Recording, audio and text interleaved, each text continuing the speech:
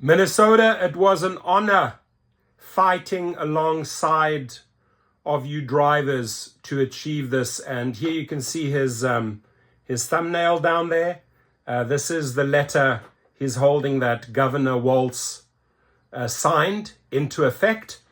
And they wrote me a nice letter saying, you know, thank you for having our backs. Thank you for fighting. That's what we do in this channel. And I'm happy that even these politicians, because they were under so much pressure. I mean, remember, this guy vetoed this first, but they did a full circle and they got it done. Uber and Lyft are here to stay. That's thanks to a deal lawmakers made this legislative session. Governor Tim Walz signed the bill this morning. Our Barrett Leone was there and shares details on the new law.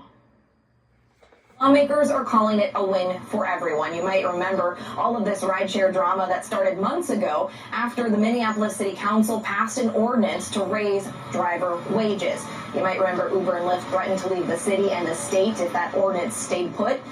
Some are breathing a sigh of relief today as that's all been avoided. Now, this was a ceremonial signing. Governor Tim Walz made it law last week in an end of the session rush. The law will guarantee a nearly 20% pay raise for drivers of $1.28 per mile and 31 cents per minute. It also gives drivers. And I want to quote that little barking chihuahua Josh Gold from Uber. We will leave. We will not pay more. If it's over 89 cents, we are leaving. Right, his words. The big bluffing machine, Mr. Josh Gould. What did they get? 128. So what happened, Josh Gould, with all the bluffing? What happened? Benefits. This overrides the Minneapolis City ordinance that passed in March and goes into effect December 1st.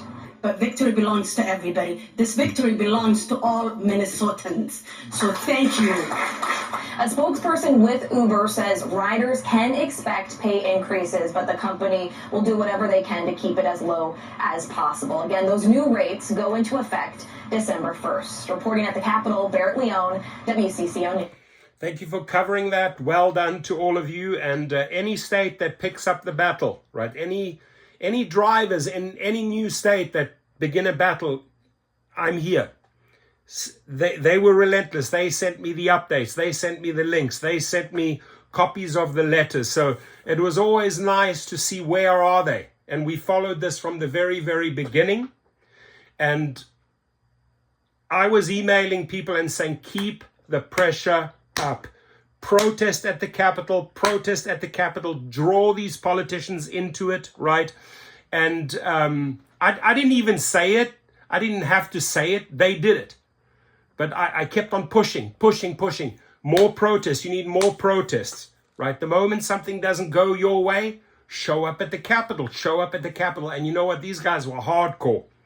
I mean, they didn't just protest once, twice, 3, 4, 5 times. They protested endless times. And it started making the politicians look stupid, especially when they, you know, Frey had a veto, Walz had a veto. More pressure, more protests, and they all came around and they made this happen. And I remember very clearly Uber and Lyft together in their joint press release. 89 cents is the maximum we are willing to pay. So I'm asking you, Mr. David Risher. Plus, that, you know, we made a funny video the other day where we needed to arrest Khosrowshahi for wage theft and tips. So I want to add to that. Mr. Risher, I got you a nice pink pair of handcuffs, just especially for Mr. Risher. I have the pink keys.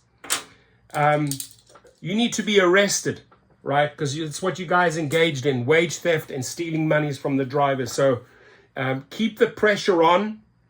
Keep on bringing the stories. And let's expose these corrupt CEOs. And again, Minnesota, awesome job. Well done, my friends. Fantastic.